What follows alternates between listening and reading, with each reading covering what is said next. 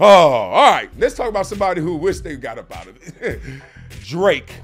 Now, I was done with the Drake Kendrick stuff. Y'all know I got that scored 100-0. You know what I mean? Like, nah, push-ups. Drake dropped some songs. Problem was, he was dropping songs. Kendrick was dropping bombs. Like, this ain't for play, bruh. You putting out jukebox songs. You putting out club songs. This ain't for that. You can play it there, but this is for you. Like, you ever see a football game and you be like, oh, they a rivalry. Oh, they hitting today. Because they ain't just hitting to tackle you. They hitting to hit your ass. They saying, mother, everything. Ray Lewis style. All day. That's what Kendrick was doing. Drake was just making tackles. Kendrick was trying to hurt people, and he hurt Drake. But according to Lil Yachty, it didn't hurt Drake. And this is why I said, damn it, we got to do this topic too. I can't believe he about to try to sell this one. Don't believe me? Take a listen. I don't know what the hell they talking about. Really? No, he was genuinely unfazed.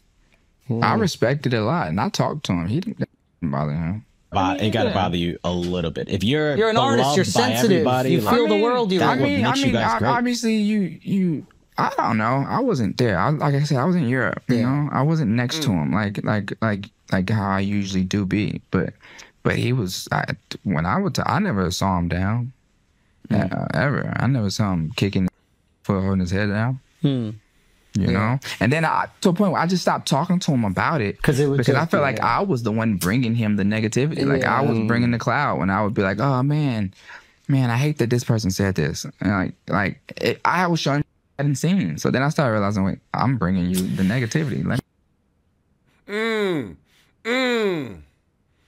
So believable. First of all, Lil Yachty got a voice. Ain't that a fresh ass voice? Man, I can talk like that. That is dope. And I love his music. That's like I be going. I'm not going to call someone a liar, because who am I? Other than somebody who lies at times, who has lied, I should say. But then I start imagining. I'm like, okay. Losing the game, could you move on? Hell yeah. I've done that. Lose a game, whatever. But I don't know if this was like losing a game. In the words of the great J. Cole and Drake, first-person shooter, the Super Bowl, losing the Super Bowl, can you just move on? Now, I got to take myself out that conversation because emotionally, I've never been in a Super Bowl. Physically, never been in the Super Bowl. Can't answer that. So let's see. But I've been close. And getting in those playoffs, I don't see how. The lost opportunity to the greatest ultimate success is met with a genuine, I'm unfazed. I'm genuinely unfazed. Now, how could you be unfazed? One, you're a sociopath. I don't think he is. Two, I said he was putting out them songs. He just treated this like it was another game, like another thing. Maybe. Now, that's also why you lost by so much. Or, next time, fight with your eyes open. Know who you fighting. You're going against a killer. But this is hard to believe because it started off, I told y'all my story. Y'all want to go check the old video of him dissing Kendrick in 2013, was it? On our show, Sports Nation, with Max Kellerman and I. Go to that video. I ain't going to bore y'all again. However, that was the first blatant, overt diss. Yes, you're dissing Kendrick Lamar. Really? Wow. It's kind of good. Can we air it? We can't. Then it was subtle jabs here and there. Both sides. Be real. Both sides. And I think this is where it gets weird. Because if you're Kendrick, you're like, all right, let's play the subtle jab game. Read between the lines game. Oh, you don't know who I'm talking about. You. Play that game. And then it turns into him and J. Cole clicking up and then trying to manipulate this generation to make one of them, if not both of them, GOATs? Muhammad Ali, greatest of all times? And Kendrick's supposed to be a part of that, but since Kendrick wasn't a part of it, all of a sudden, you're not one of the GOATs? Or you are, but you ain't like us. Oh, no, they not like us. That's what Kendrick thinking. Oh, no, they not like us. This is where it gets weird. You ever have a game and you just don't read the opponent properly? This is a famous story about Deion Sanders that I heard all through the 90s. Everybody was like, oh, yeah, Deion fast, and we know it. All right, we're going to get him. You watch him on film, but damn, he fast. Okay, whatever. And then they say you get on the field and you kick that ball to his ass, and then you realize that film lied. Damn it, his reputation doesn't tell the truth. He faster than that. One story goes, coach is yelling at a player, what you doing? Cut him off. It's angles. No matter how fast somebody is, if I got the right angle, I got a shot at getting you. He's like, what are you doing? And the player said, hey, coach, I was running. Deion was driving a car. I said, what? Say that man had a Cadillac, was just pulling away from your mama house, right? Gone in the wind, getting a fish dinner. Damn it. So I think what happened was, Kendrick sitting there like, this sucker here trying to lie to people and tell them he the best. No. He trying to tell them worse. He the greatest. Greatest for what? Greatest at what? Greatest at what?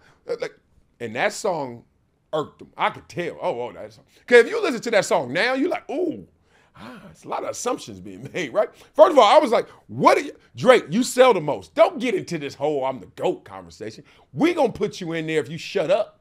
2, J. Cole, stop. They still arguing over how great J. Cole albums are. Be real. Like, I like J. Cole a lot. He can rap.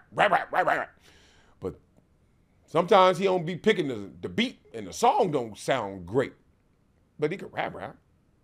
But point is, you can't just win a playoff game and say you Super Bowl champion dynasty. You can't do that. You got to do it again. And then they were off. Like, Drake and J. Cole different. Wherever Drake is, J. Cole ain't there. He's somewhere else. Now, you could go artistically, I'm better than him. Yeah. Okay. But then commercially, he better than you. Yeah. So that's my point. Y'all different. And then here goes Kendrick like, hello, I'm artistically and commercially with y'all. People forget, like, Kendrick be getting recognized. Kendrick be getting them Grammys. Kendrick be selling out. Kendrick's tour, biggest tour ever. Drake's tour, biggest tour ever. They don't say that about J. Cole. Biggest at what? Greatest at what? And I'm like, what? And I'm not lying. I wasn't even into this beef until someone crowned themselves way stronger than I thought they should, them two. So then he said, oh, let's go. So now you unfazed by that? That's a lie. Ooh, don't. I'm not calling you a lie, Drake. You're Canadian. They don't lie. My wife is a Canadian. Now, I know you lying. Oh, man, here we go. Let me say this last part. It's, to me, in my experiences in life, it's impossible not to be fazed when invested energy is not returned. When you get no return on your invest, like, there's no world you live in right now where Drake won that battle. You live in a world where you hear people say you did great in that battle. They think you won. Like, I've lost games before. Music City Miracle, I've lost games before. And people are like, oh, man, y'all should have beat him. And you listening, and it makes you feel something. And you're just staring at them like, yeah, all right, yeah. And then as soon as you break that gaze, you look. And into the sky, universe, just the frontier on your mind. You know what you see vividly? The scoreboard. Shut up, fool. I know what that score said. We should have won. Man, you better than them. Oh, y'all bet. Y'all gonna get them next time. Scoreboard. There's a scoreboard that was displayed in this Kendrick-Drake beef that makes me think it's impossible for him to be genuinely unfazed. But good try, Lil Yachty. Way to take the yacht out and try and take us on a tour, a sail across the 7 seas that Drake ain't phased. He phased. Want to know why I know he phased? For real? Because I know somebody in his camp. Real talk. And let's just say, what they told me is phased. Phased. And I ain't going to go no further because I don't want to kick a man when he down. Told you he was phased. All right, that'll do it for today's episode, this week's episode. Never Shut Up. Beat it up in the comments. Y'all think he phased? Or genuinely unfazed? Whatever. Lil Yachty say it, I believe it. Drake say it, I don't know. Gritty said, what? All right, man. Have an amazing day. I know I will.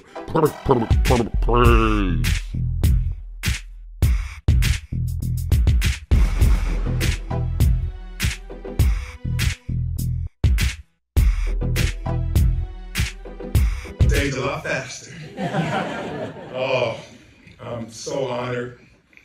I'm so inspired to be here, and thanks Shine Global for this award, to be recognized for doing the right thing, to be recognized for doing good things, and trying to inspire others for their own greatness. I'm just a kid from Compton who, at an early age, had to look inside to find my opportunities, because on the outside, there were so many whispers and sometimes yells of I couldn't make my dreams a reality.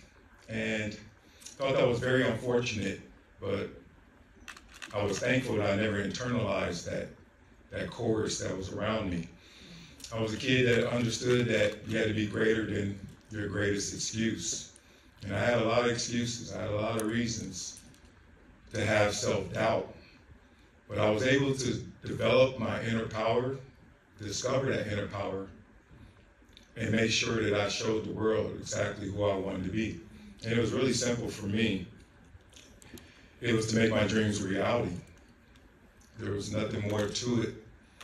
And as I now stand here, just a few miles from where I grew up, where that adversity still is strong, and as we see through these movies, that it's worldwide, not just in our locale.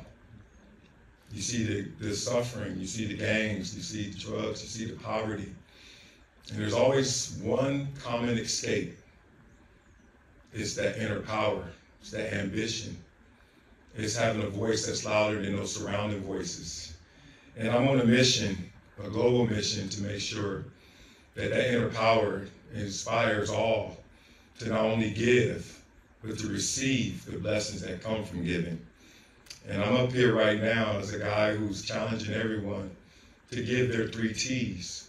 That's time, that's talent, and that's treasure. Human capital, financial, whatever it may be.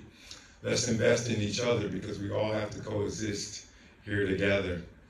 And as I look around and I have a foundation that really inspires these kids to become their greatest version of themselves, and to look in the mirror to make sure that they're greater than their greatest excuse. It gives me my greatest passion.